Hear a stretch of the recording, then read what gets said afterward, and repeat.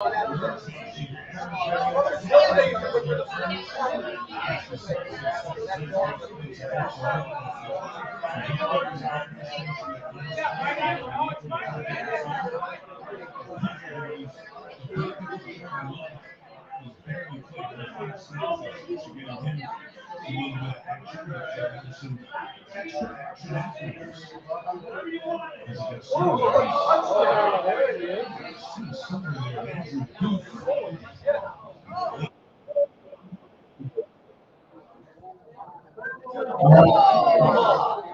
going to pull two final tickets for prizes. It's going to be two gift certificates. 1477.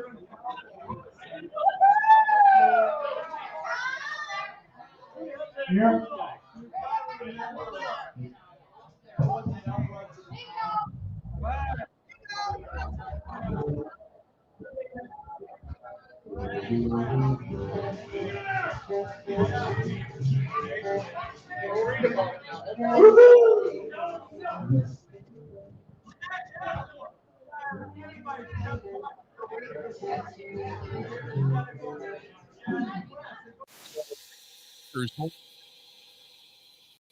Eight 877-867-1670. If you want to hit us up, feel free to go ahead and do so. Again, 877-867-1670. If you want to find us, that's the way to do it. That's the way to do it. The audio should be fixed, people. So there you go. It should sound a lot better now. There you have it. Best game all year by the Green Bay Packers, without a doubt. Best game by the Packers. So you've got the Green Bay Packers taking on the next week. You got the Bears coming to town. 3:25 game. It's going to be over. I believe it's CBS is actually going to carry that game. And I'll tell you this, the Bears look good again. The Bears are peaking. They're playing decent football right now, although they solidified themselves as the number one overall pick because Carolina got beat yet again. And Carolina, by the way, their owner, I don't know if you noticed this, but their owner threw a drink on some fans after getting heckled leaving the field today. But the Carolina's got their own problems. Kudos to, you know what? We beat the hell out of him all week long. Kudos to Joe Barry. Hey, JJ, don't start with the love hater stuff. I'll kick you off of this thing right now. There's no haters here. There's people that thought he may not be that good. There's people that had some questions about it. There's people that look at throws that he's made that have been off, which all was called for. But he has gotten steadily better. Absolutely. Absolutely. 877-867-1670. Find us, 877-867-1670. We are live. We are at Boondock's Barbecue Burgers and Brews. If you want to see what it looks like going on out there, there you go. You got the band that's getting underway. You got some fans that are still kind of milling around. It's New Year's Eve. There's a lot of fans after the game. They ended up, kind of getting out of here. But this is it. We got the band in the far corner. You got music going. You got all the televisions that were tuned to the Packers game. The food was flowing. The appetizers were going. You had people winning some of the raffles during the game. They were drinking for free, and wearing the cheese head. So fun night out here. 877-867-1670. Now, here's the question, and this is the one that everybody's asking. With a performance like this, does Joe Barry's defense get a pass? No. You look at it this way. They played extremely well tonight. They got after it. They had a zone blitz. We saw Quay Walker come up the gut, shed a quick block, get to the quarterback. Something we don't see a lot of. But there is no doubt in my mind, at the end of this season, Joe Barry's gone. Joe Barry doesn't get a pass. You just say, hey, Joe, thanks for the way the team. Now, and remember, we're still not out of the woods. You still got next week. You got to play this way against the Bears. You got to be able to contain Justin Fields. You got to be able to stop their run game. But there is no way in hell, no way. If Matt LaFleur should even think about going to the podium and saying, boy, Joe did a great job. That defense is amazing. Joe Barry is all that, the bag of chips, on and on and on. No. Not going to happen. Now, there's no way in hell that Joe Barry keeps his job in Green Bay. I'll tell you that right now. No way. None. 877-867-1670, 877-867-1670. Give us a shout. And we got Troy. Troy, welcome to the program, man. Let's go to Troy. Yeah, go ahead. Go ahead, Joe. Same for you. Happy New Year. Okay, let's move on. Let's go to Justin from Cottage Grove. Justin, welcome to the program, man. How you doing today? What's going on?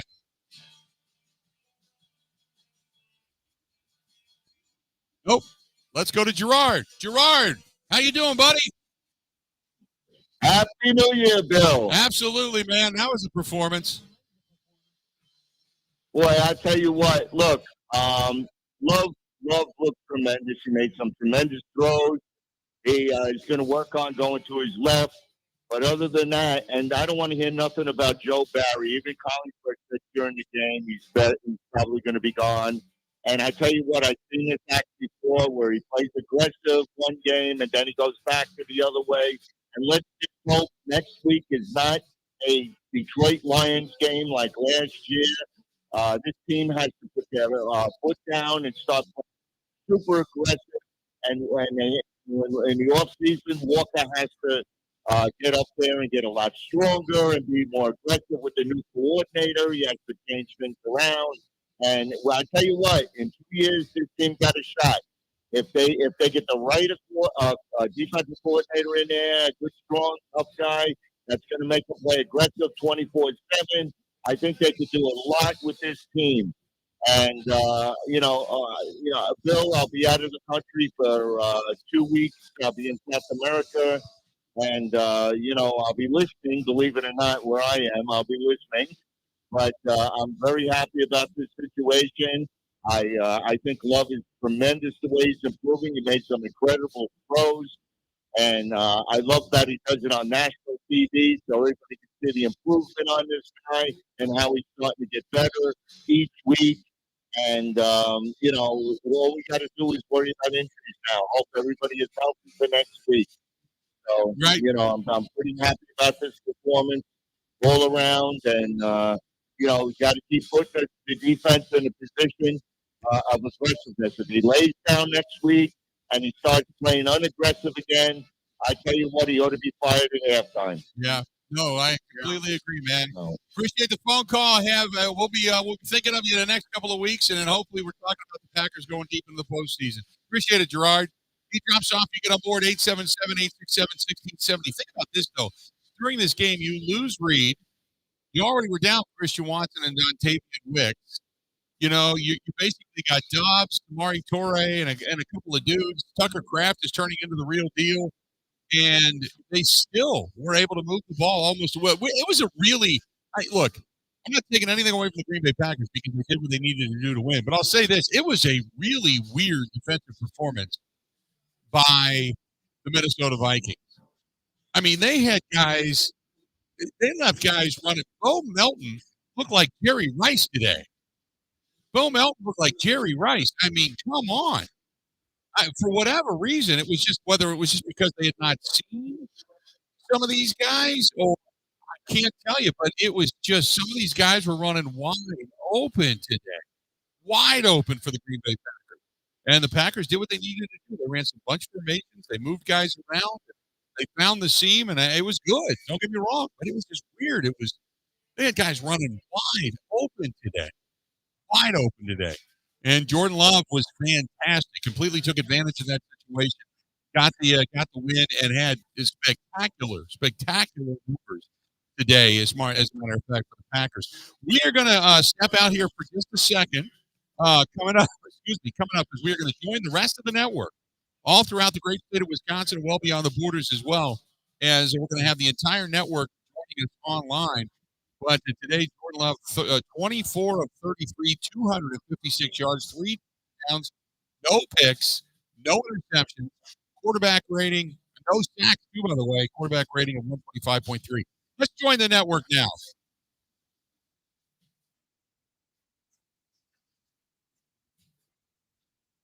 58. 319. This is the Green and Gold Postgame Show on the Wisconsin Sports Zone Radio Network. What had to be the Green Bay Packers' best game of the year, 33-10. 33-10. They ended up knocking off the Minnesota Vikings, and they get a win, and they control their own destiny. You win next week, and you are in. You lose next week, and it becomes very, very, very difficult for you to get yourself into the postseason. But the Green Bay Packers played a dominating game tonight against the Minnesota Vikings. Welcome to everybody on the network. We certainly appreciate you being here. We are broadcasting live. We're at Boondock Barbecue Burgers and Brews. The Verdict, if you're watching on the live stream, the Verdict off in the distance is playing, and you've got music going on right now, and a great food out here, beverages out here. They were doing shots all night. Every time the Packers scored, somebody out here gets their name drawn, and until the Packers score again, they drink for free. So it was just a fun night all the way around. We had some fantastic food, a lot of great people, a lot of people in the back of this place, front of this place. So good to have everybody on board tonight. I say this, you gotta. And one thing that Gerard just stated before, and you kind of get the sense that he's right. But if you get a couple of good drafts, like next year, you get a really good draft again out of Brian Goodkin, and you got some money that frees up, and you're able to spend some of that money, and you get some of those guys that you buy them in the right place. Man, I'll tell you this. This team can be really, really good. Some of the games that they lost by a hair this year, they can end up winning those ball games and find yourself with a 10-win, 11-win record and finding yourself going deep into the postseason. Who knows? But, hey, I'll say this, and Mark the Shark said you could already argue that this season already is a success since there weren't really expectations. I said 7 wins, give or take a win at the beginning of the season. They get to 9 wins and get to the postseason this year. Oh yeah. That the season is by far a success. Safety doc, Tucker and Musgrave have potential to be awesome tight end combo for several years. 100%. 100% agree. No doubt about it. 877-867-1670, 877-867-1670. If you want to find us, go ahead and do so. Again, 877-867-1670. Love to hear from you. Got a lot of people that are on hold, and I want to get to everybody we can. So if you've got comments, by all means, go ahead and do so. Let's go to Troy. Troy, welcome to the program, man. What's going on? Hey, how we doing? Doing good, Troy. What's on your mind? All right, we got 2 questions for you. Yeah. With Joe Barry on his way out here, do you see Al Harris taking over as the defensive coordinator for next year? Going through the draft, you see Green Bay coming in with a new running back and letting Aaron Jones and Gilly walk. Yeah, appreciate the phone call. 2 great questions. I think they're going to look at now. Will Al Harris get an interview? You would assume. I gotta think Jim Leonard's going to get an interview. You may look. You've already kind of went after that Shanahan tree. Who knows? Maybe you grab somebody that's a defensive assistant off of that San Francisco staff. They've got a pretty good defense. Certainly, the same thing down in Baltimore goes. You can look down there, maybe find yourself an assistant. But Al Harris or Leonard, I think, are 2 guys that probably can be relatively high on the list. And next question, when you talk about the running back position, I think Aaron Jones really wants to stay. Would you let him walk and draft a running back? Maybe for A.J. Dillon. The guys are playing pretty well. I get the sense that Aaron Jones would almost – I think both of them might take a little bit of a discount to stay here or work things out contractually. The problem with Aaron Jones is that we saw this season, he was not available as much as you would like. But I'll tell you this, you watch him run the football tonight, and the way he ran the football, man, I'll tell you this, he's got that step. He hasn't lost the step. It was the injuries. The hamstring at the beginning of the season really screwed him up. And then everything else kind of went from there. But when he's healthy, you saw tonight, he's still a dynamic running back. I mean, look at what he did tonight. Aaron Jones, 20 carries, 120 yards against what was considered to be a pretty good defensive front. 20 carries, 120 yards. He had a 6-yard per carry average tonight. Taylor goes 8 carries, 30 yards. AJ goes 7 carries, 27 yards. But nobody got over 4 yards a carry. Aaron Jones did at 6 yards a carry, but nobody else did. Give him a lot of credit. And how about Bo Melt? 6 catches, 105 yards, and a touchdown on the night. Jaden Reed, 6 catches, 89 yards, gets nicked up again, had that 33-yard touchdown catch, and then another touchdown catch at evening for a total of 2. Tucker Kraft, 6 catches, 48 yards, moved the sticks at 8 yards per catch. Romeo Dobbs, 3 catches, 28 yards, 9.3 catch. You had Malik Heath with a 13-yard catch. Aaron Jones with a 10-yard grab out of the backfield. So 130 total yards for Aaron Jones today. And I'll tell you this, a couple of times on third and long, he still ended up picking up first downs tonight. And then Samori Toure catch tonight as well, but that was behind the line of scrimmage and went for a negative 6 yards.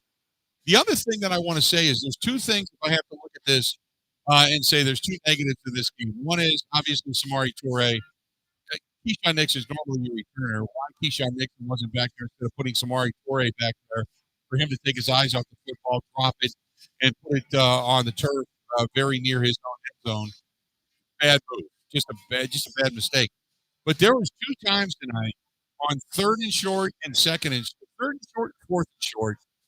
Both times they went deep, which reminds me, it's very reminiscent of that Aaron Rodgers play calling that we saw, a couple of years ago, where it was always on a 3rd and short, 3rd and 2, 3rd and 1, 3rd and 3, and suddenly you're throwing a 40-yard downfield when all you need to do is move the stick. And you've got tight ends now that you can throw to that can move the stick. It's mind-numbing. They keep doing it. I'm not a fan of it. Look, they got the win, but those are the only 2 things that I can really pick on tonight. The rest of it, fantastic game by the Green Bay Packers. 877-867-1670, 877-867-1670. You look at the defense.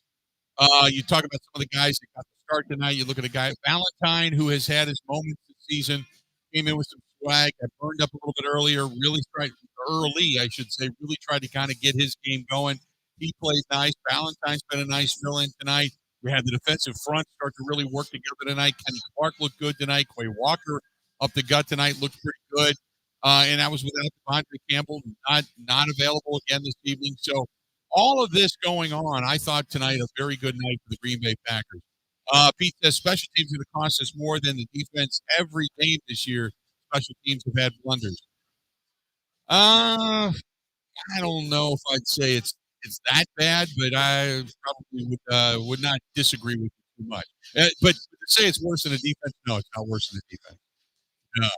I will say this, David, bring up a good point. Anders Carlson again missing PAT. For being a draft choice, man, this has been disappointing. I mean, I've been looking for the big leg to be consistently kicking it out of the end zone. We haven't seen that.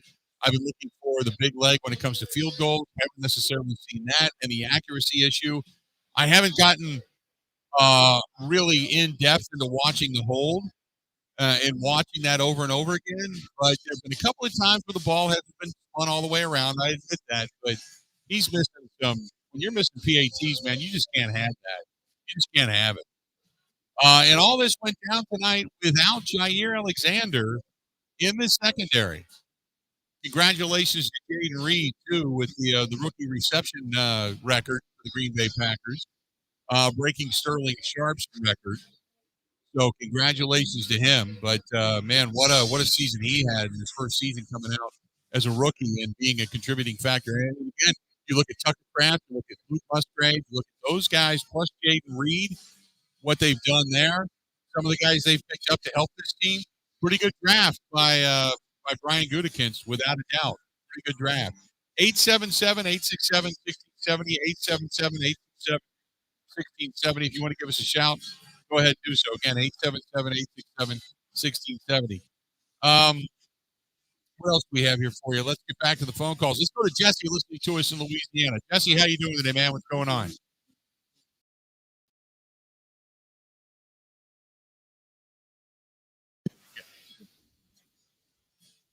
So, okay, is this really going to be the calling card for Joe Barry to save his job by quarterback to 10 points? Like, and then without Jair, is this the point where we say, oh, we don't need a Jair Alexander on our defense. We can win without him. Like, what did this game actually mean in the grand scheme of things? First of all, no, Joe Barry's still not going to be with this team at the end of the season. There's no way in hell one game or two games at the end of the year saves his job. So that's not going to happen. And secondly, the only thing you can say about Jair, I don't know what's going on with Jair. There's more below the surface. We don't have, like, it's speculation right now, but it certainly seems like the coaching staff has not been happy with him. It seems like he's not been happy. So I don't know if it's something that he's done something or they're tired of his antics or he's tired of being here. Maybe greener pasture somewhere else might suit him well. But remember, they owe him a lot of money. So you can't just cut him loose because you're going to have to pay the man. So there's too much money at stake. So they're going to figure something out. But no way Joe Barry keeps his job.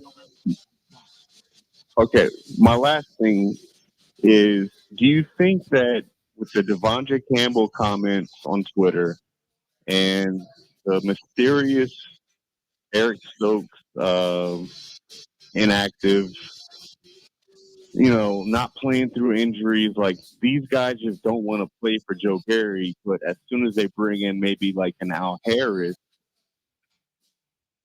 that'd be like some sort of saving point for this absolutely. team? Like, is that what they're waiting for? I don't know. I don't know if that's what they're waiting for, but I'll say that a new defensive coordinator, an energetic voice, a guy that you get amped up for, that you want to run through a wall for, that guy can certainly change the attitude of players in the locker room in a heartbeat.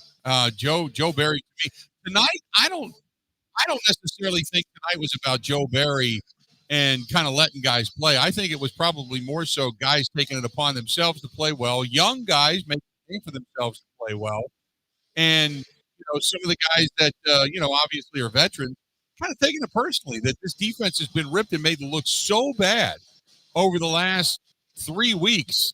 And I gave the numbers last week for what this defense looked at. Like, this defense over the last 3 weeks with DeVito and then Baker Mayfield and Bryce Young have given up 62 out of 85 for 851 yards, 7 touchdowns. 7 touchdowns, no interceptions, a total of 5 or 6 sacks. That was it. And they've been terrible. And so I think some of the veterans probably took it upon themselves to say no more. And some of the young guys are playing for their jobs. And, some of the other guys just, start to feed on it like energy. And they also know you get a win, man. Seattle did their job. They ended up losing to Pittsburgh. So Seattle lost, and now you've got a clean shot to the postseason. All you got to do is beat Chicago next week, a team that you beat in the first game of the season this year. So we'll see. I mean, but then again, like I said, you're not out of the woods because Chicago's been playing really good football as of late, and they've been beating the teams that earlier this year they most likely wouldn't have been beating. And Chicago's all of a sudden found themselves sitting there at 7-8 on the season, and they're eliminated from postseason play, but for what they've done down the stretch, they would like nothing more than to beat the Green Bay Packers. They won 4 of their last 5 and 5 of their last 7. They won 2 straight. This is their Super Bowl, man. Again, like Detroit last year. Detroit found out that day they're not going to the postseason. So what's their Super Bowl? Beat the Green Bay Packers. Knock the Packers out of the postseason. The Bears would love nothing more than to do that.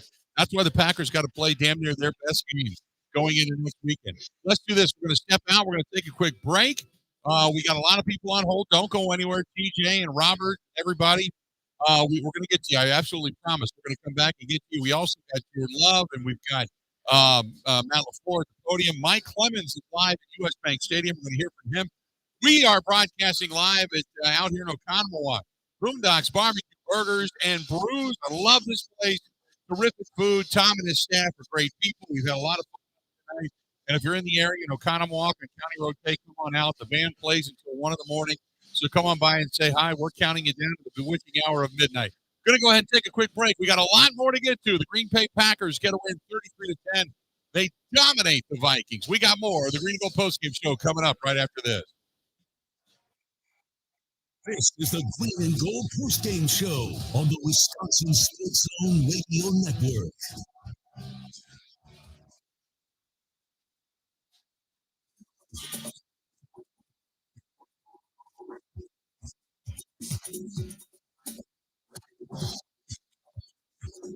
The Michaels will resume in 3 minutes.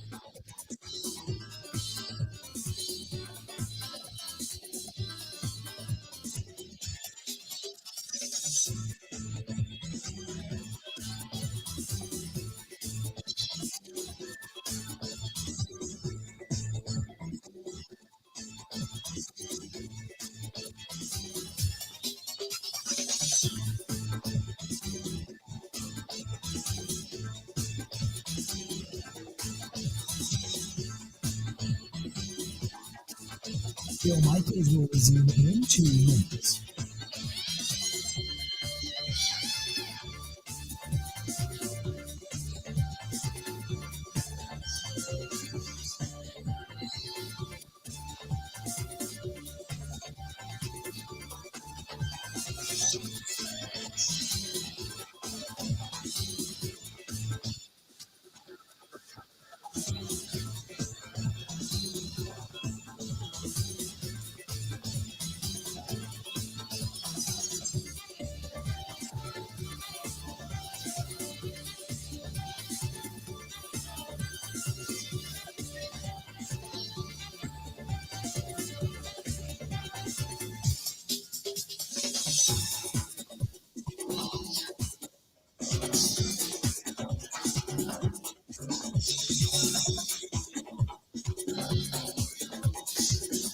Bill Michaels will resume in 1 minute.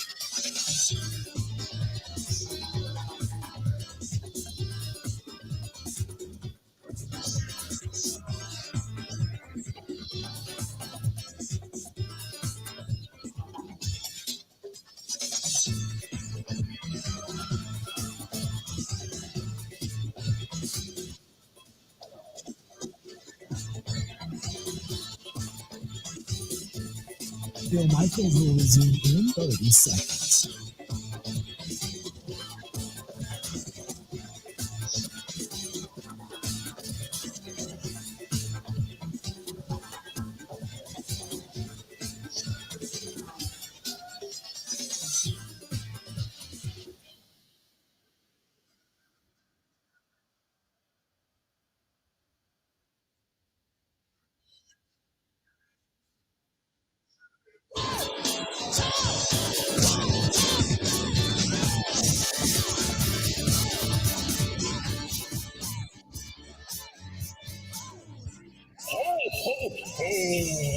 Welcome. Maybe it's cold outside. So where do I go? Come on, Santa. Go to Pella Windows and Doors of Wisconsin. Now is the time to replace your leaking windows and doors. You and Mrs. Claus can get your new windows while putting no money down, no payments, and no interest for up to 18 Welcome months. back. Unwrap Glad to have now, you. But pay for it later. There you go. Glad to have you on board. Packers going to win 33-10. They ended up knocking off the Minnesota Vikings, and they get the win next week. All they got to do, they win, and they're in, and that's it. Win, and they're in, and that's what the Packers need to do. They don't do that, then, well, that could be quite a long option, so to speak. Here's the one thing. Let me say this. Some people coming down on Matt LaFleur. Matt LaFleur said the defense was ready to play today, and people coming down on Matt LaFleur. Wait a minute. What's he supposed to say? Yeah, they beat a third-string quarterback, and then a fourth-string quarterback, and then a third-string quarterback.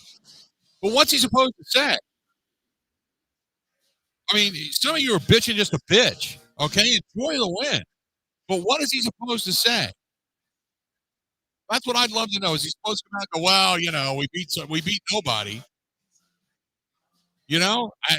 What's he supposed to say? He comes out and says, hey, the defense played well. They did. They took advantage of the situation, did exactly what you're supposed to do. That's what they did. You don't apologize for it. You don't come out and say, we won, but it was against a fourth-string quarterback. Nothing we could do. But what is he supposed to say? And by the way, let me say this too. And I'm going to give him a little defense here. I'm not always a fan of Matt LaFleur and what he does. But to say he's never won a meaningful game, back in 2019, they knocked off Seattle in the postseason to get themselves into an NFC Championship game. They beat the Rams in 2020, 32-18. Beat the hell out of the Rams to advance to that NFC Championship game. Let's not forget that. Yeah, they lost to San Francisco after that. I get it. Didn't make it to the postseason last year, but they've won 2 playoff games, which gets you to the next game. So to say he's never won a meaningful game, that's crap too.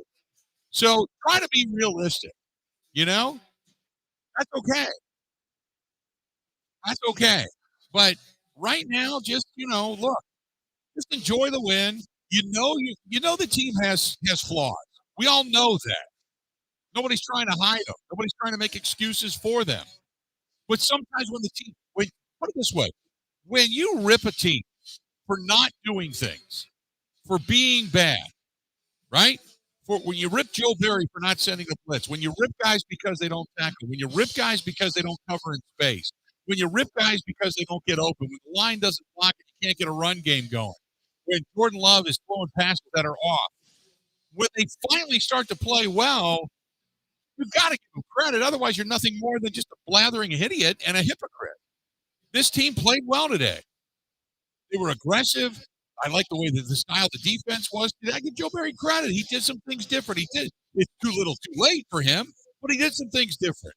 At least he said, hey, or Matt LaFleur said, hey, if we go down, we're going down swinging. So let's go down swinging. And they went down swinging tonight. And they played extremely well. And they did everything they needed to do. So I don't fault them at all. Don't fault them at all. They did exactly what they were supposed to do. Now, the whole thing with Matt LaFleur in certain game situations, facing adversity, 100% agree. You can't argue with that. But to come on here and say he's never won a meaningful game, that Joe Barry's defense got lucky, it doesn't matter because they were playing a fourth-string or a third-string quarterback, come on. Because had they lost, like when you ripped them for facing DeVito, when you ripped them for giving Bryce Young his best effort ever, you got to give him the same amount of praise for coming out and doing the job tonight against a fourth-string and third-string quarterback. Here's the other thing. Now, let me say this one more thing, and then I'll get back into the phone call. The other aspect of this is, had they won this game, say, 24-20, and that fourth-string quarterback or that Mullen, the third-string quarterback, would have come in and kept this game close and kept the Packers defense on their heels, you would have been saying, had that been Kirk Cousins, he would have killed him because Joe Barry's defense sucks, right?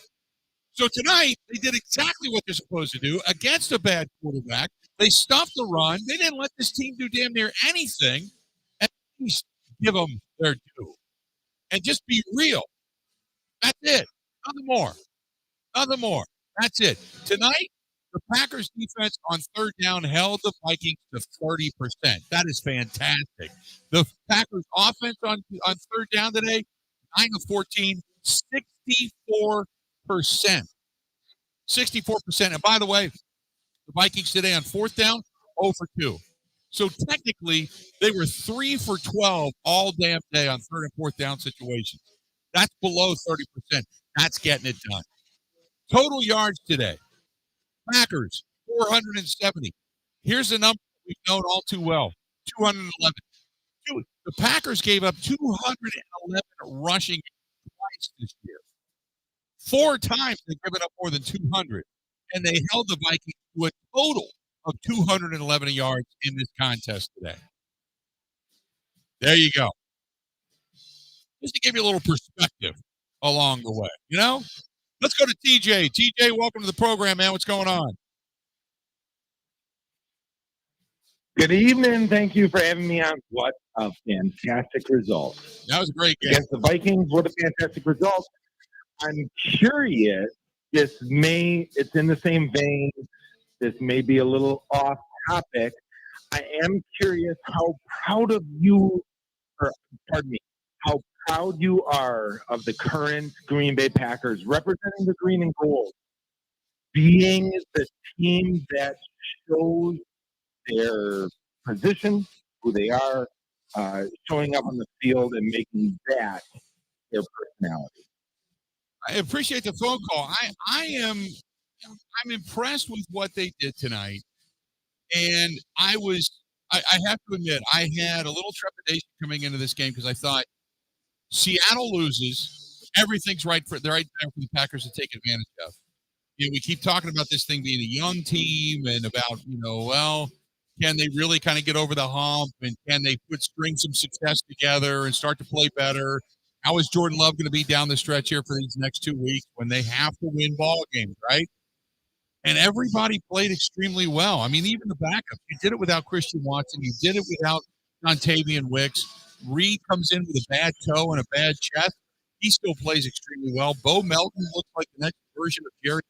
It just, the offensive line, Zach Tom, Danielle Hunter didn't get pressure tonight. Zach Tom played extremely well at the right tackle position. So all those things come together, and you got to be happy with the way things ended up tonight. The Packers played extremely well, and you got to give them all the credit in the world for doing so. And again, I go back to, as much as I rip the guy, give it up for Joe Barry. Now, does he keep his job? No, I'm not saying that. But the way he went down tonight, I like it. I appreciate it. Let's go to Robert, listening to us in Manitowoc. Robert, how you doing today, man? What's going on? I'm doing great. Happy New Year to you and your crew and Kristen and the boys. Appreciate it. God bless you all. And, hey, love listening to you have for quite a long time. And this one, that cracks just for you, my friend. Awesome. I just want to talk a couple things. Just a couple things. We talked base on it about Joe Barry and whatever. We looked at it week in and week out, and it's the same thing: vanilla. And this week, you must have had the same coronary I did when you saw that safety blitz happen. Yep. It was amazing and a half to see. Yeah. Right. Where was that against Tommy DeVito? If we had one or two of those up the middle against Tommy DeVito, that could have changed the whole aspect of how he handled that game against us and what would have happened. No, I appreciate you. Go ahead, real quick. No, a couple other things. I think that this offense is going to be phenomenal. I think a couple more pieces to the puzzle, like offensive linemen, that key guy that is going to be a go-to. I don't know if it's going to be Aaron Jones anymore, but I'll let you do your take on that. And God bless, and talk to you soon. Appreciate it, man. Well, let's do this. I'll take all those questions, everything you just talked about after the top of the hour. We're coming up against it. So we're going to wrap up this hour. We got another hour yet to go. We're going to ring in the new year, my friends. We're going to ring it in with a Packers victory. Packers 33-10. We're knocking off the Minnesota Vikings. We are live. We are at Boondock Barbecue Burgers and Brews. We are on County Road K in Oconomowoc. Packers control their own destiny. A 3:25 kickoff live at Lambeau Field next Sunday. Don't go anywhere. You're going to hear from Jordan Love. You're going to hear from LaFleur, Mike Clemens inside U.S. Bank Stadium for your calls. It's all coming up next. The Green and Gold Postgame Show. We'll be back right after this.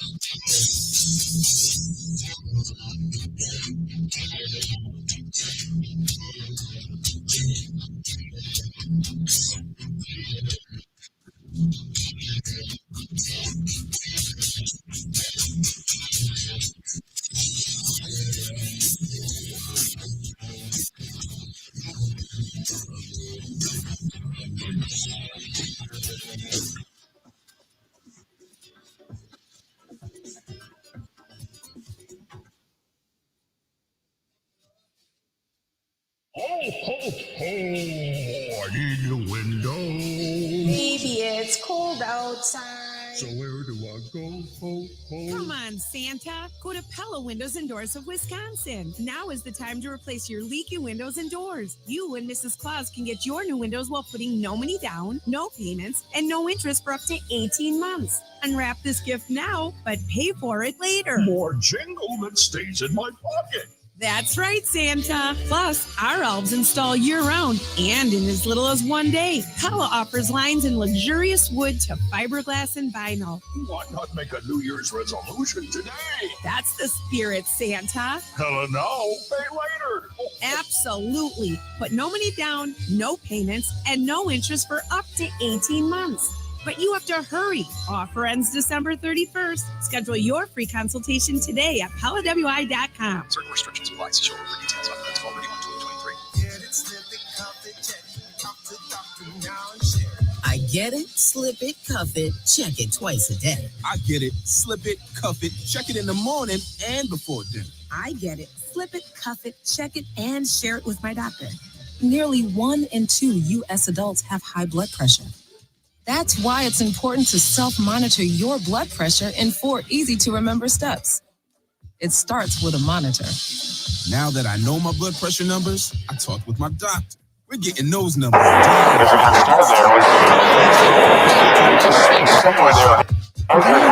talk to your doctor about your blood pressure numbers. Get down with your blood pressure. Self-monitoring is power. Learn more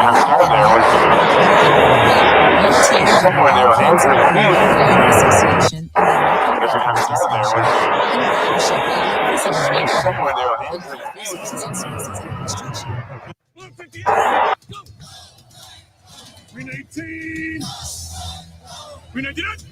This is the Green and Gold Postgame Show on the Wisconsin Sports Zone Radio Network.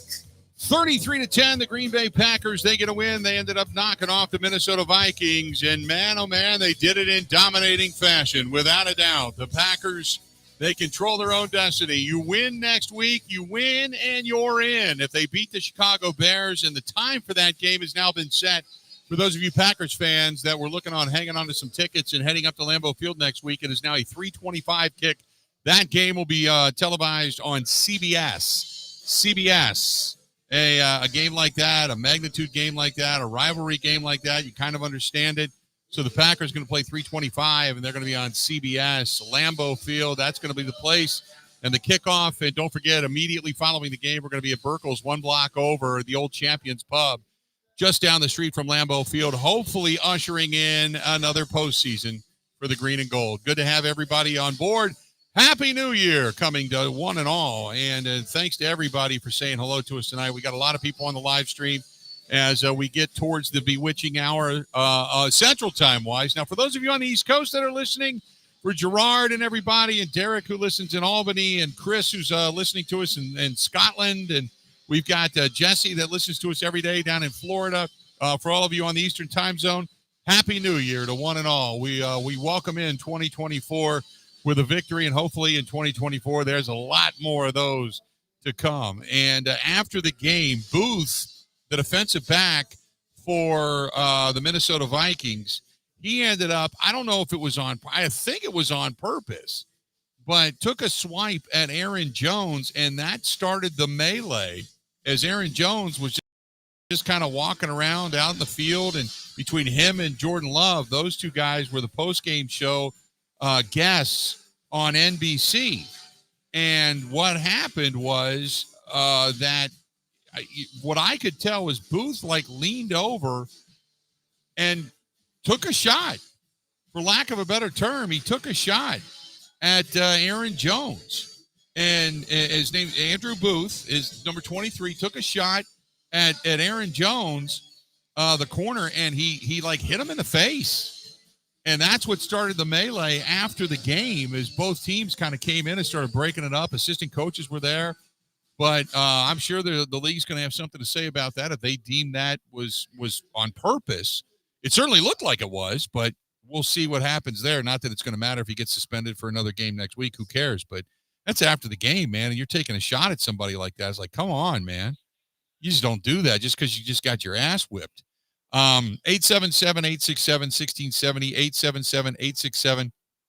1670. Let's do this. We're going to get back to the phone calls coming up. Jordan Love was at the podium just a few ago. Stay tuned, but take a listen to what Jordan Love had to say. This is Jordan Love talking to the media.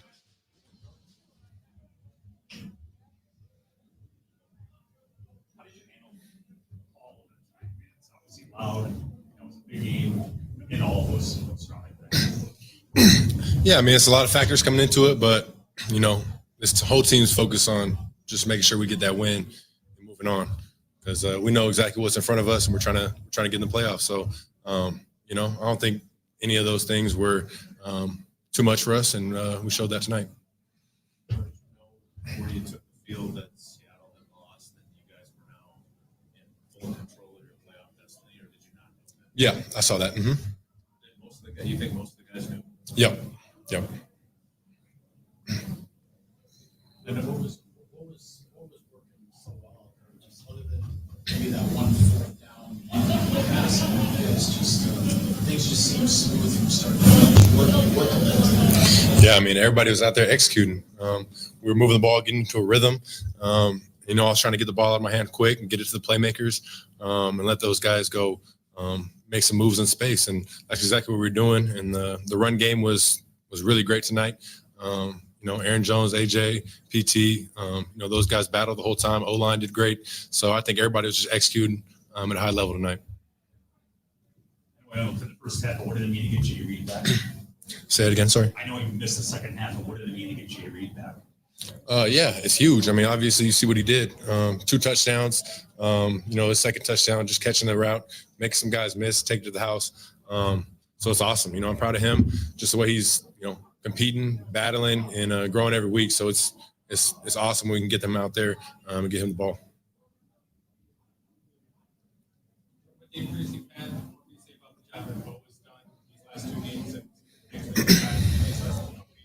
Yeah, he stepped up huge. I talk about it all the time. It's always the next man up mentality.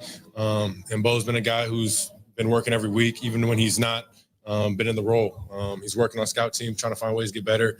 And it's not a surprise to anybody why he goes out there and does what he does. So he did a lot of good things. But same with the other guys. We had a lot of receivers that stepped up, got a couple guys injured. So like I said, it's just that next man up mentality, and guys are stepping in and taking advantage of the opportunity. Practice the last 2 weeks, given the situation, or are you guys still kind of far behind in terms of your chemistry versus the other guys that you work with? Yeah, no, he's got a lot more reps with Christian and Wicks being out. So he's been in that role. He's getting a lot more reps in practice, and we're getting on the same page with things. What's allowed you guys to be so successful passing game wise? You see something like Aaron had Devontae, obviously over the years. Other teams have these number 1 guys. Maybe have that, but you got like a bunch of guys. Yeah, I think we got a lot of playmakers. We can spread the ball to anybody out there. I think at any point anybody can get the ball. We got a really unselfish receiver, tight end, running back room. Everybody wants to see everybody else succeed. So I think that's the awesome part about it. But yeah, I mean, we got playmakers everywhere. Is that almost an advantage in a way? I think so. I think it gives you opportunity to spread the ball around, put different guys in different situations, and keep the defense on their toes on exactly who they want to, try and focus on, things like that. So I definitely think it is. I know the work's not done, but to be in the position you're in going into the last game, first-year starter, you guys traded away a Hall of Famer, you got all these young guys everywhere on your offense. It's the youngest roster in the league to start the year. What does it mean to have put yourselves in this position to go into next week and have a shot? Yeah, it means a lot. I mean, this is exactly the situation we've been working for all off season, all through training camp to get ready to put ourselves in a position to make the playoffs. And, like I said, it hasn't been easy all year. There's been a lot of highs and lows, a lot of adversity. And we didn't know what to expect coming into the year. We didn't have any expectations. So, I think everybody's just continue to work, continue to find ways to get better. And we're controlling our destiny right now. So I'm excited to go handle business next week. You said during training camp, the sky's the limit for this group. I may have rolled my eyes when you said that at the time, just because there's so many unproven guys. Mm-hmm. What did you you see early on that you thought maybe this was possible as you guys were kind of coming together? Yeah, I mean, I think even though we had a lot of young guys coming into the start of the season, you could just see how many playmakers we had on offense, how deep our skill positions were, and I was excited about it. So that's exactly why I said the sky's the limit. We had no expectations, and just continue to. I think the main thing, we just continue to work every day, find ways to improve and get better. Yeah. Matt in right now, all at a quarterback. You feel like you're in a much better place than you were where you guys were kind of maybe feeling yourselves out early in the year? 100%. I think that's another thing that our connection has been growing. Just getting on the same page with exactly what we like. I think Matt's been doing an awesome job with just mixing up the play calls and putting different guys in positions to be successful. I think now we're in a really good rhythm. So excited to see what we can keep doing. Man always talks about the next play mentality. So what's your, I'm sure this is going to be the answer there, but you missed Bo on that fourth down play, should have been a touchdown. Like, how long does that bother you before you shake it off and you're ready for the next series? Yeah, those plays, they stink for a little bit. You go to the sideline and think about it and just think about, what you could have did better. But that's exactly what it is. I go to the sideline, I just, think to myself, all right, move on to the next play. Don't let it linger in your mind. But just understand how I can get better. But I missed the one to Bo, missed the one to Malik. So we had a couple of touchdowns that we left out there. But that's always the mindset. Next play, move on. You can't change the past. There you go. That's Jordan Love at the podium, and 100% agree. I mean, look, a lot of things went right tonight. Here's the other thing, and let me go back to some of the things that people are saying over on the live stream, because I do want to cover this. Okay, here's the thing. Jordan Love didn't like the pick. Didn't like it. Didn't think he would amount to much. He is way outplayed my expectations. I expect Jordan Love to get a contract extension after May, because you can't do it within the same calendar year. I'm sure they're going to lock him up at some point anytime after May. We're going to get the details of something coming out, and it's going to be a relatively significant contract.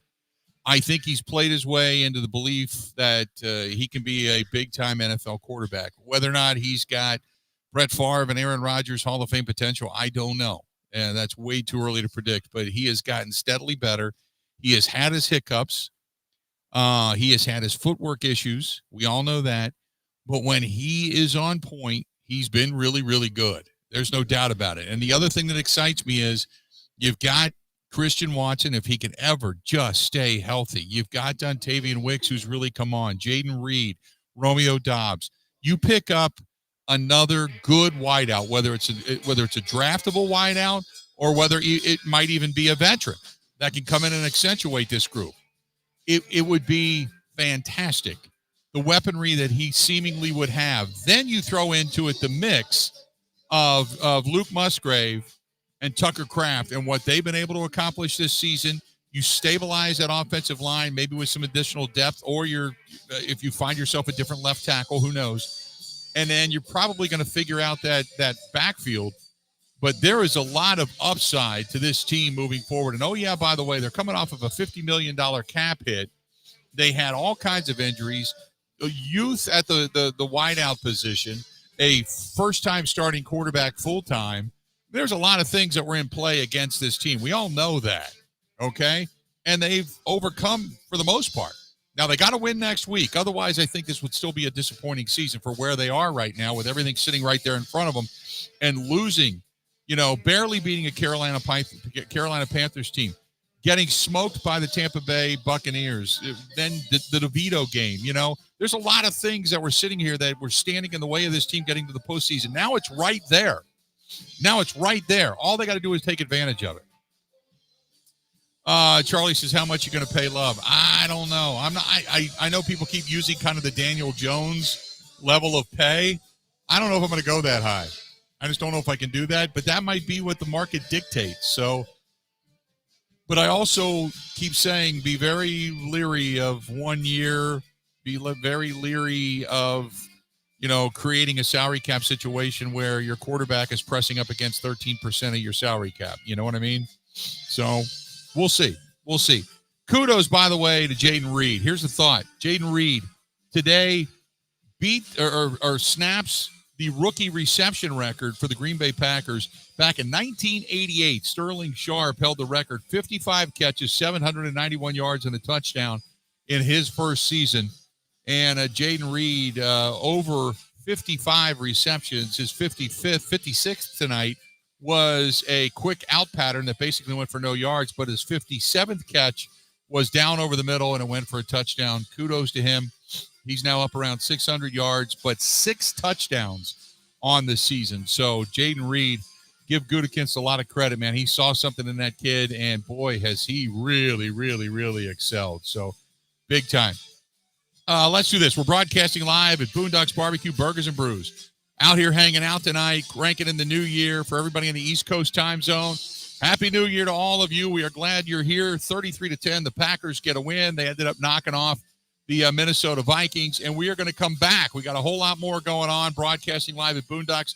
You're going to hear from Matt LaFleur. You're going to hear from Mike Clemens inside U.S. Bank Stadium coming out of the locker room. We got all that upcoming. Stay right where you're at. More of the Green and Gold Postgame Show coming up right after this.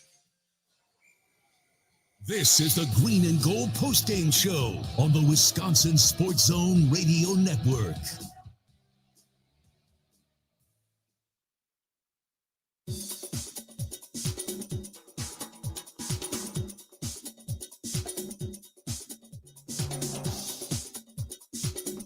Bill Michaels will resume in 3 minutes.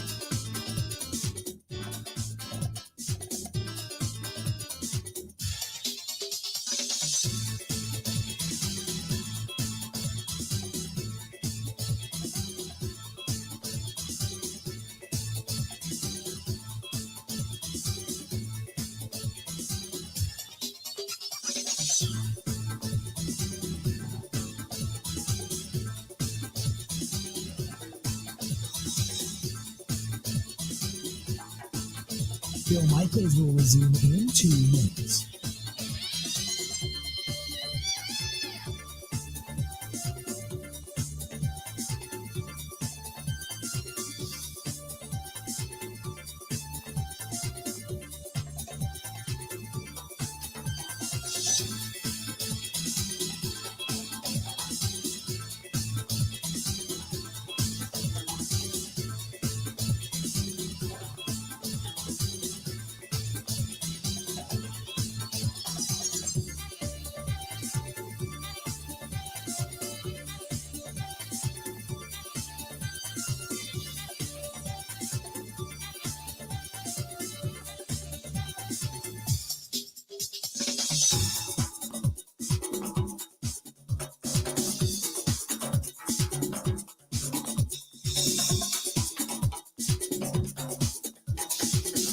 Bill Michaels will resume in 1 minute.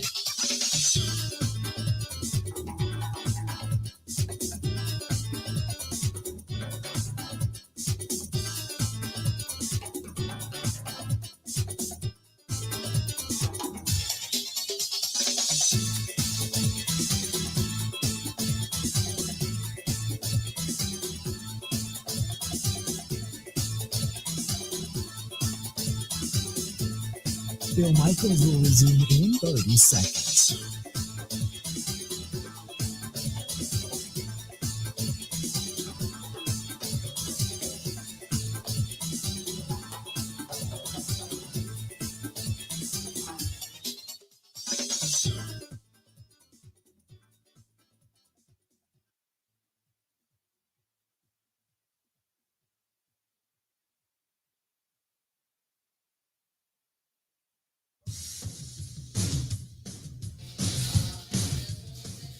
$33-10. That's the final. The Packers knock off the Minnesota Vikings. We are glad you are on board. It's the Green and Gold Postgame Show. Give us a buzz, 867-1670. 877-867-1670. Again, 877-867-1670. Want to drop us an email? Do so. thebillmichaels@gmail.com. thebillmichaels@gmail.com. There you go. Good stuff. Got some emails I want to get to. We're going to have Matt LaFleur coming up here momentarily, so stay right where you're at. And got to say hi to our buddy Jesse taking a listen to us down in Georgia. Aaron says, the good and the bad, the good, the Jordan Love and the offense full of rookies and second-year guys has grown more than most expected. You got to win tonight and stay alive for the playoffs. The Packers offense better without Aaron Rodgers. The defense would also be better without Jair. Move on from him just like you did from 12. Get rid of the trash. The bad, why are people so sure that Joe Barry's going to be fired? I didn't think it's that automatic. Matt LaFleur is too dedicated to Barry that a night like tonight could be what Matt holds on to, white knuckle-wise, in terms of hanging on to Joe Barry. I'm glad the Packers are still alive, but at what potential price? Because the Packers are only going so far with him at defensive coordinator, and it's not to a Super Bowl. Happy New Year. That's from Aaron. Aaron, no way Matt LaFleur hangs on to Joe Barry. No way. Let's see here. This team, give me just a second here. I had it sitting here just a few minutes ago. Hang on.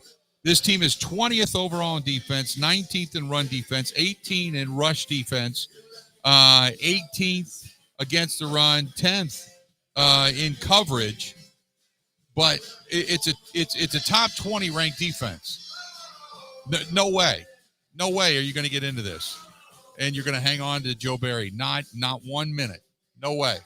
By the way, the Packers are only 1.5 point favorites against Chicago early on at betonline.ag. The Packers, 1.5 point favorites against Chicago. Chicago's been playing better football. Like I said, they won 5 of their last 7 and 4 of their last 5. But Green Bay only favored by 1.5 points. An opening line next week, Sunday, January 7th against the Chicago Bears. That's from betonline.ag. That's betonline.ag. So not a big number for the Green Bay Packers. Not a lot of faith, only giving them a little bit of a nod because they're at home. And that's it. So normally you get a 3-point advantage, but they're not even giving the Packers that. So there you go. 877-867-1670, 877-867-1670. Matt LaFleur at the podium. Let's take a listen to what he has to say. Ready? Happy New Year, everybody.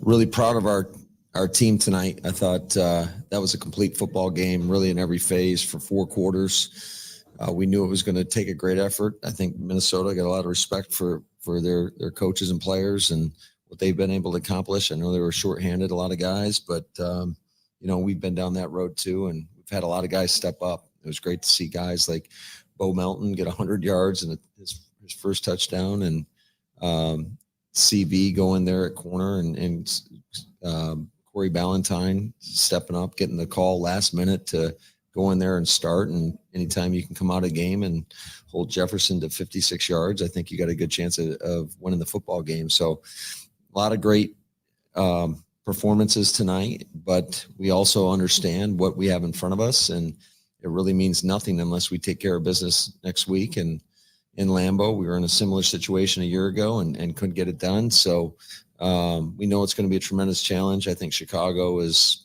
improved as any team when you look at them from week 1 to where they are now. Obviously, they've done a really, really good job the last few weeks in particular, kind of gotten on a roll. So we know it's going to be a great challenge. We know we're going to get their best shot, and I'm sure they'd love nothing more than to knock us out of the playoffs. 13 different guys have pressures tonight. That's the most for any team in a single game this season. What do you think of just the way your defensive front played? Yeah, I thought our defense came ready to play. I think you got to give hats off to Joe Barry and our defensive staff for coming up with a great game plan. And I know he's taken a lot of heat lately. And, it's one game, but I was happy for him, our staff, our players to go out there and put on a performance against, I think, a really good offense. So, I was just really, really proud of those guys. Now, as much as Minnesota is struggling with turnovers, and you guys weren't getting on defense, just what did it mean to get turnovers so early in the game? Yeah, that was awesome. Corey Ballantyne, I'm not quite sure who got the deflection, but I think it was off their, it was off their hands, whatever. But for him to make that play was big time. I just thought and then Preston Smith with the sack fumble. Obviously, that was a critical play to turn that into 7 points right there at the end of the half. Jaden Reed did a hell of a job on that play. And he's been battling all season, just fighting through. He's had a lot of pain. Let's just put it that way. And for him to go out there and put on a performance like that, I thought was huge, coming away with 2 touchdowns. And just seeing how this guy, how gritty he is. He's as tough as they come. The fact that you guys were up 20 points in the fourth play to the decision to keep Jaden out, or was he actually? He was ruled out. So, matter of fact, they took him. I'm not quite sure where we're at with him. They took him for some tests and CT and scans and all that. So, we're hopeful. Hopefully he'll be all right for next week. I know if there's anybody that can get through it, it's him. What sort of work is Bo put in, that we don't see to allow a guy who's up and down all the time to have a day like this? Yeah,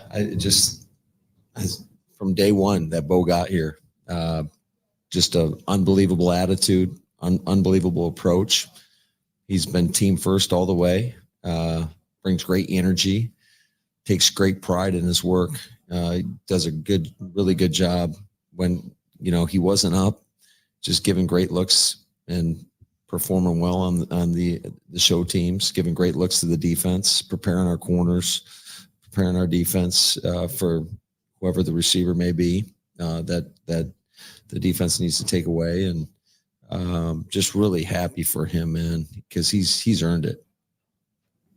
I hate to ask you this way because it's almost negative in a way, but are you looking at the offense where it was against Minnesota and the game where it was? Are you even a little surprised with where you've gotten to these last 2 games, especially where you've been like at peak efficiency? I mean, it's night and day.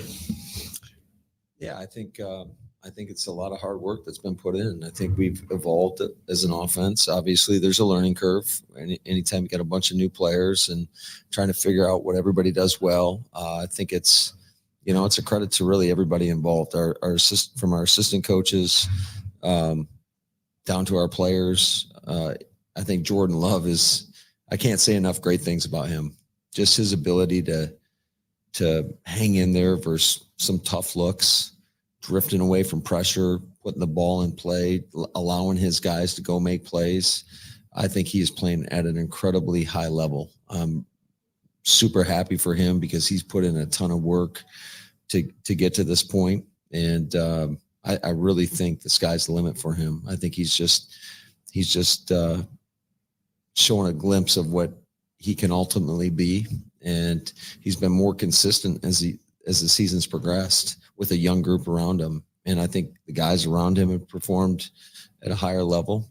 But all in all, to see the progress, that our offense has made, especially when we were going back, looking at the tape, I was kind of cautiously optimistic, I'll say, in terms of how we performed the first time we played these guys to where we are now. And I thought we could make the necessary improvements and the adjustments from a game plan perspective, but also Happy New Year, everybody. Sorry, that was a little distracting, but yeah. That's a good answer. All right. There you go. That's Matt LaFleur as people are yelling Happy New Year down the tunnel at US Bank Stadium. So we're going to talk with Mike Clemens coming up here in just a little bit, but and maybe it was Mike yelling it, but nevertheless, Matt LaFleur, look, everything he said, Jordan Love had a spectacular game tonight. Jordan Love is really proven that he was worth that pick, proven a lot of people wrong. 24 of 33, 256 yards, no sacks, 3 touchdowns, no picks, had a 33-yard touchdown pass for the long one of the day, 125.3 quarterback rating. He's been putting up extremely solid numbers. Still, middle of the pack when you talk about overall rankings and things like that, but he's climbed steadily over the last few weeks specifically. But really going back to that Pittsburgh game they had just before they played the Chargers, he played well against the Chargers, and obviously what they did against Detroit and what he did against Kansas City. And then you hit that little bit of a bump, and you thought, okay, how are you going to rebound from this? Where is your character? And he's played extremely well coming out of it, and he's shown some ice water in his veins. So give him a lot of credit. I'm not saying I'm 1,000,000% wrong, but I am leaning towards the "I was wrong" comments for sure when it comes to Jordan Love and the worthiness of that first round pick stature. So big ups and big props to Jordan Love. Let's do this. We're going to step out. We'll take a quick break. We'll come back. We got a lot more to get to. And don't forget, we still have over at US Bank Stadium inside, we still got Mike Clemens. We're going to talk with him as well. Stay tuned. We got a whole lot more of the Green and Gold Postgame Show right after this. This is the Green and Gold Postgame Show on the Wisconsin Sports Zone Radio Network.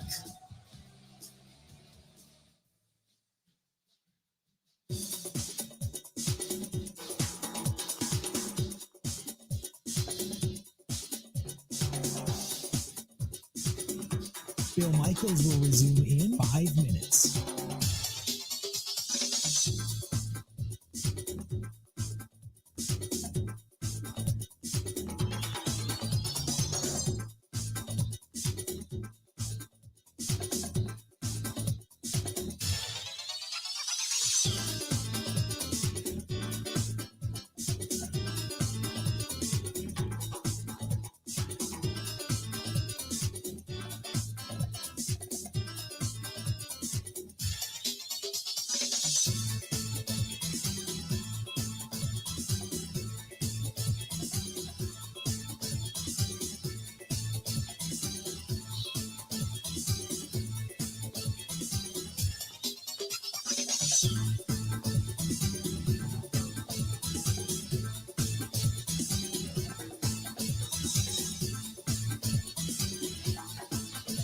Bill Michaels will resume in 4 minutes.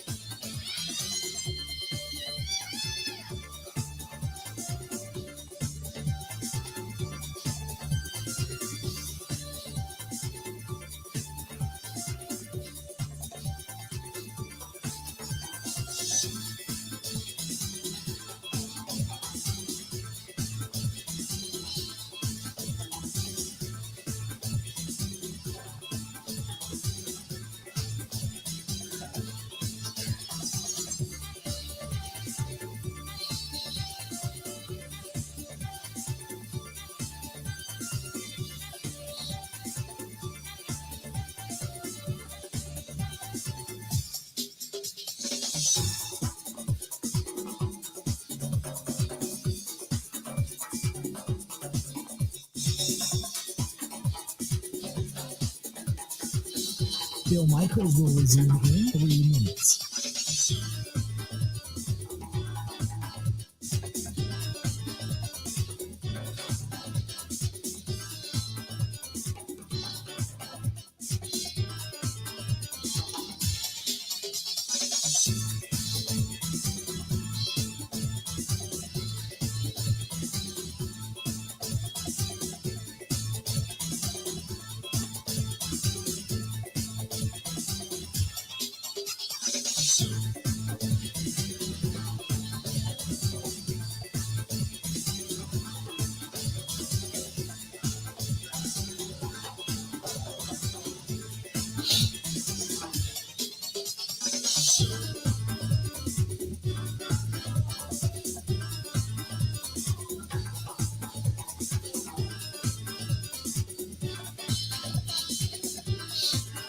Bill Michaels will resume in 2 minutes.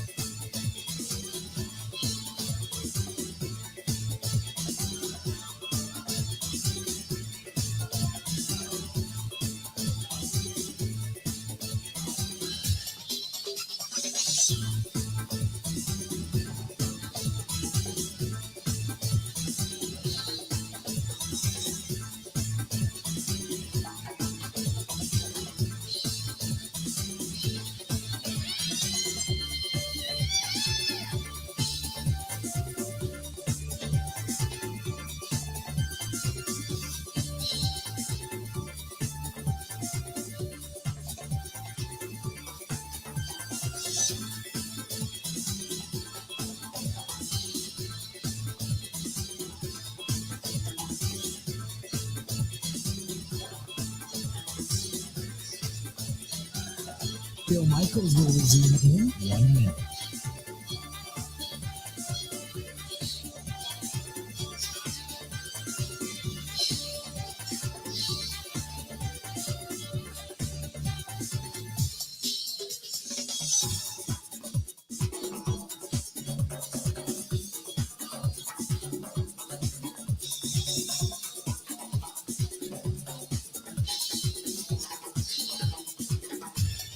Phil Michaels will resume in 30 seconds.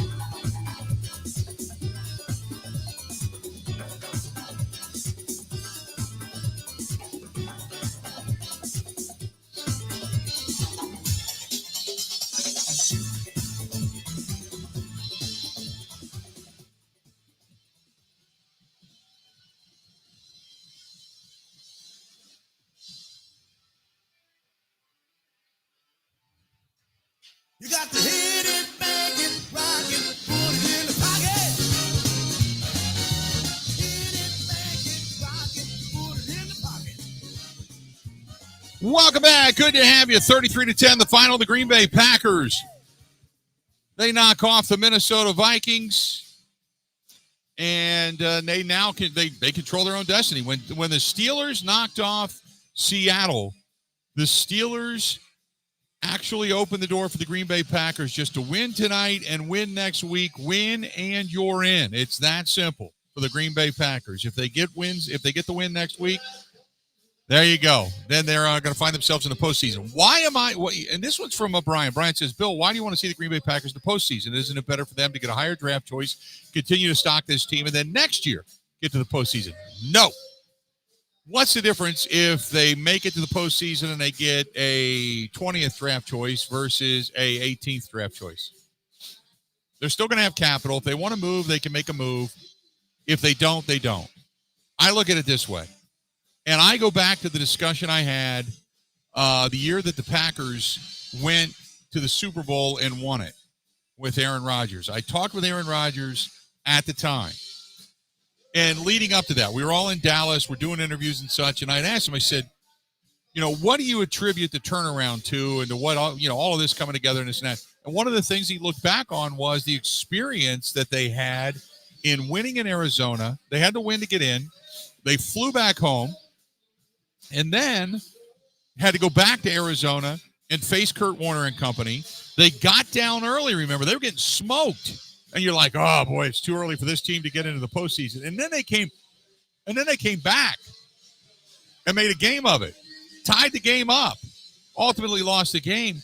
But they talk about the experience. They talk about seeing the postseason for the first time. They talk about the intensity. They talk about feeling it on the road, what it's like, what to expect, how you have to play, how every team in the postseason is amped up, the level of energy you have to play with. That woke them up to what is yet to come. And that way they'd already had a taste of it.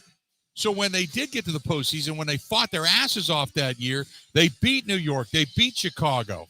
And they said, okay. And I remember Ryan Pickett sitting there telling me, now we got to go on the road and we got to win it. We got to eat it like candy. We learned from this.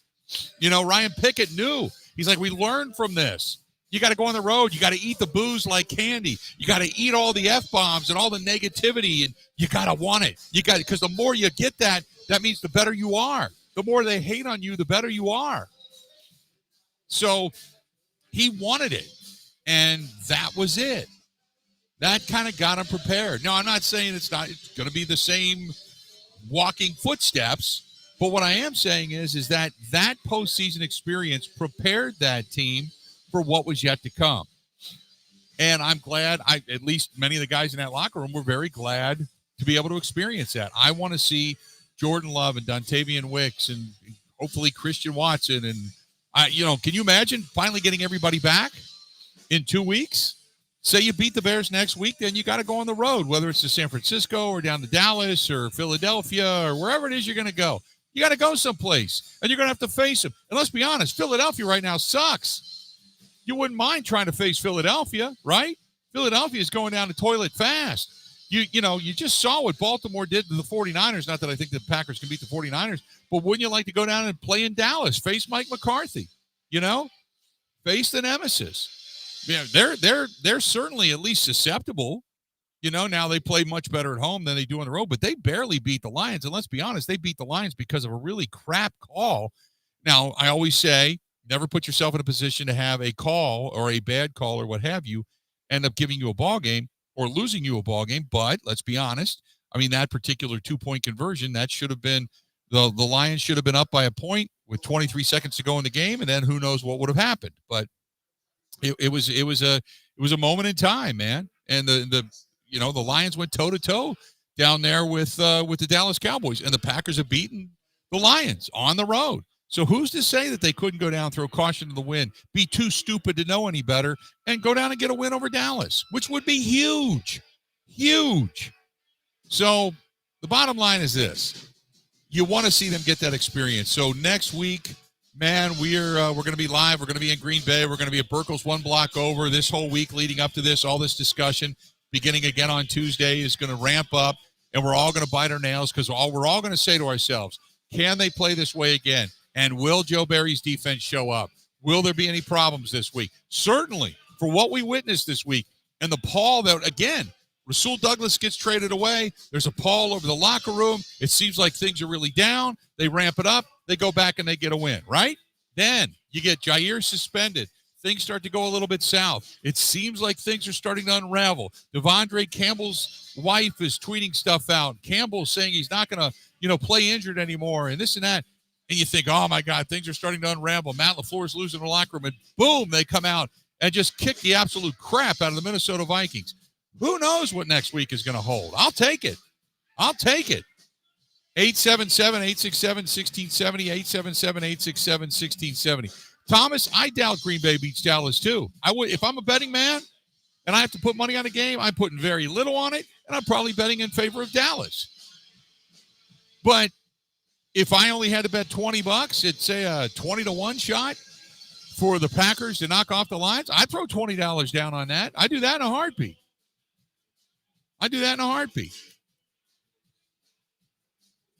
So we'll see. Again, Dwayne, what do you want him to say? Dwayne says, I don't know, Bill. You're a little too excited about beating a team with a 4-string quarterback. They beat him with Kirk Cousins in the first time. Dwayne, do you remember that? Dwayne? Dwayne, come back to me. Admit that, Dwayne. Come on, pal. You remember they beat him the first time with Kirk Cousins? Kirk Cousins did go down with an injury, but nevertheless, the Packers beat the hell out of him the first time here at Lambeau Field. Do you remember that, Dwayne? So that's twice they beat him this year. What excuse are you going to make for that game? Keep making it, Dwayne. All I'm saying is that anything can happen at this point. This team maybe they're just too young and naive, so to speak, to know any better, right? 877-867-1670, 877-867-1670. And Tom's right. A win in Minneapolis is a big win. It's a tough place to play. Always has been. Well, they put on one of the best shows in all of the NFL. Let's do this. We're going to take a quick break. We're going to come back. You know why? Because we're going to hear from Mike Clemens. Mike Clemens is over inside U.S. Bank Stadium. We'll talk with him about this Packers victory. Packers get a win. They now control their own destiny. 33-10, the final from U.S. Bank Stadium in Minneapolis. Mike Clemens joins us next on the Green and Gold Postgame Show. This is the Green and Gold Postgame Show on the Wisconsin Sports Zone Radio Network.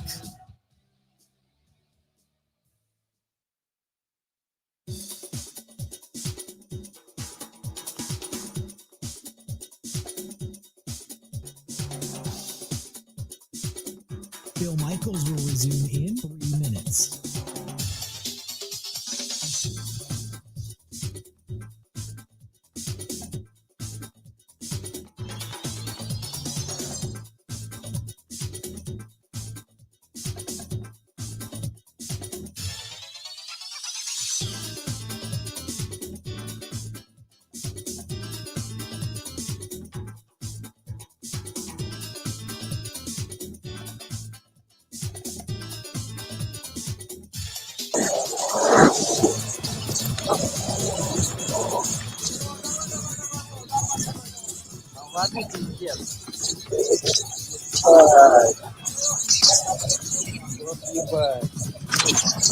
Oh,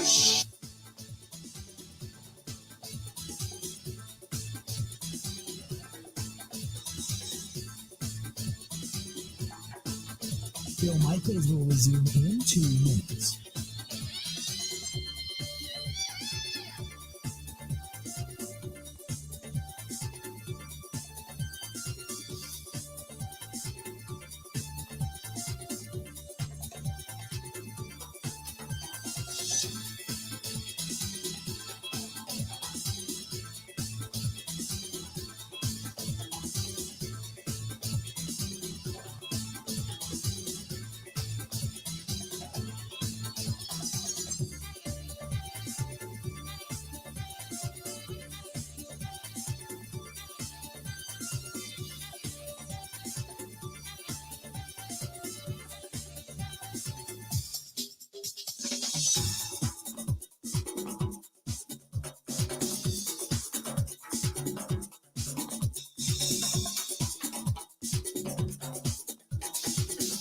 Bill Michaels will resume in 1 minute.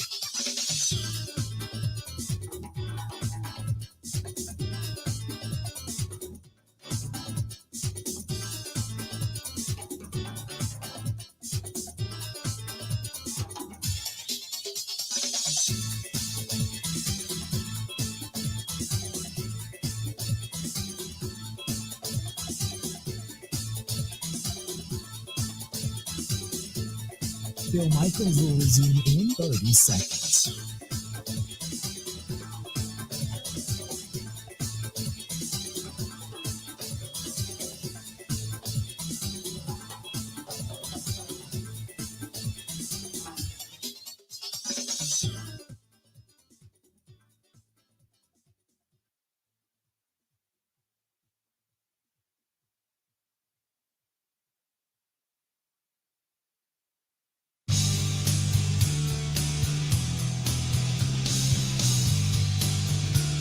Welcome back. Good to have you. The Packers open up next week a 1.5-point favorite. A 1.5-point favorite over the Chicago Bears. Just to let you know, 3:25 start time on CBS over at Lambeau Field. Coming up next Sunday. We got our buddy Mike Clemens on board. Mike, before we move on, Happy New Year, pal. It's coming fast and furious, and the Packers get one hell of a win over there. Brian Gutekunst in the tunnel as the players came off the field at U.S. Bank Stadium to hug and high-five each and every player, assistant coach, those kinds of things. Extremely pleased, kind of walking around nervous even when the team was up 17-3. And, of course, the guy that, really had a huge night was this Bo Melton, a guy who's been on and off the, practice squad, sometimes on special teams, on the roster, but he has huge night tonight. And so, we talked to him about the opportunities he had. I asked him, when you got 87 out there, Romeo Doubs, and then you got Jaden Reed, 11, making these huge plays, did you feel they were thrown to you, number 80, more often tonight? And just, how you guys were able to get past and work these corners. These corners were horrible tonight for the Vikings to get this win. Yeah, I was finding windows. A lot of our receivers finding windows as well. They have a great defense, so we're just trying to, go into, certain defenses and try to exploit that. Did you have a sense that they might be looking at 87 or 11 before they crack down you? I don't know who they looking at, but I just know we have a lot of great players in our room. So scouting wise, I know Romeo is an established wide receiver in the league. Jay Reed's a heck of a player, and so I know I got to take advantage of how they play me, and I think, they ran a lot of zone coverage. So, Mike, speaking of the cornerbacks, now I agree with you. I don't know what was up with Minnesota's defense, but the Packers corners, no Jair, they played well. They did. I thought in terms of the Vikings, I just couldn't get over how Matt LaFleur and Jordan Love kept on going after number 21 from the Vikings, Caleb Evans, 6'2", 198 pounds, 24 years old. It's his second year. He's a starter out of Missouri, and they just had him twisting and turning all night. Then on defense, Corey Ballantyne. Here's a guy who played 5 or 6 games when they actually had the winning streak. Him and the rookie, Carrington Valentine, holding down the corners while, Jair was out with an injury while Eric Stokes was trying to rehab. And so Valentine was asked So when you heard that Jair was suspended Wednesday morning, did you think he had a chance to start Sunday night? No idea. I had no idea till maybe Saturday. Honestly, I got some reps during the week, but I didn't know that I was going to be starting until Saturday, really. So, I mean, and that's not the first time it's happened. I'm always ready. I stay prepared as usual. So, I mean, that's kind of how this year has been for me all year. So, I'm not worried about it. Corey Ballantyne, Mike, had a hell of a game. I mean, you talk about some of the young guys that have filled in the corners position all season long for injury. Corey Ballantyne certainly kind of made a name for himself. Jaron Hall, the rookie that started at quarterback tonight, struggled a lot more than I was surprised. Another thing that was interesting, though, is that I just didn't understand why they had this kid in the middle of the second quarter on their third or fourth offensive drive for the Vikings, and there was nothing for him in terms of a safety valve or setting up, a short, build confidence, get rhythm going for your offense. They kept on having him take shots on second down, 15, 20, 25 yards, looking for Jefferson, looking for the other receivers, and that just wasn't happening. So here's Corey Ballantyne, and he's kind of working shallow. And I asked him about that interception, which was an early smooth swing that got Jordan Love into short field and a touchdown pass to Jaden Reed. And so I talked to Corey Ballantyne about that ball that bounced off the tight end. I set up a TD for Jaden Reed to get the score on the board for the Packers. It felt good doing it on, primetime football, doing it in front of this crowd. It was a great atmosphere, and it was a jump start to our game. I felt like it led us to points, and we kind of like started off our ball with that play. I felt like so. I'm glad we were able to get out with the win, and keep it going. On that play, are you in zone then? Yeah, a little bit. I really was looking for something else. And I think he saw me right there looking for it, so he went somewhere else. And I kind of was just in the right place at the right time. But, I mean, that's exactly where I was supposed to be. So, I'll take it however it comes. Now when you gauge your pick, you set up a touchdown for your Yes, sir. Yep. And that's kind of what the goal was. And then, once we get the ball rolling, keep our foot on their neck. Don't let up. Don't let them come back in the game. And that's kind of what our focus was. Just keep going, keep playing sticky coverage, keep getting pressure on the quarterback. And, letting them make mistakes and capitalizing off those mistakes. I mean, you got the quarterback off his timing. You got a great support from your defensive line, from your linebackers. But, were the things that they tried to do to adjust because you guys had Jefferson, without a catch in the first quarter? Honestly, I feel like the biggest thing they tried to do was switch the quarterback. I don't know. I didn't realize anything super noticeable as far as the scheme that they tried to switch up. It seemed like they were running pretty much what we knew they were going to run. And, the only difference was the quarterback made a little bit better reads. I mean, we were kind of playing a little softer, but once we started playing sticky coverage, I felt like, we still played pretty well. So, not a bad way to go. Preston Smith had a game, made a name for himself tonight, Mike. I saw Quay Walker on a blitz. I mean, defensively speaking, they got after it once they got the lead. Yeah, let me tell you a little bit about inside locker room, okay? Devondre Campbell was here. He made the trip. And he was there cheering those guys on.